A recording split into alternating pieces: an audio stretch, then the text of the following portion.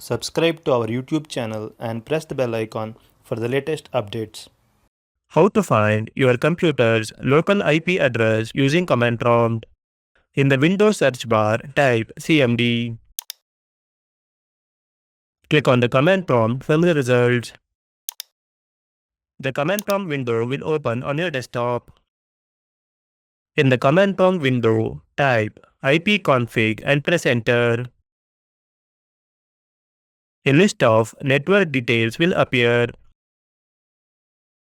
Look for the section labeled Wireless LAN adapter Wi-Fi or Ethernet adapter.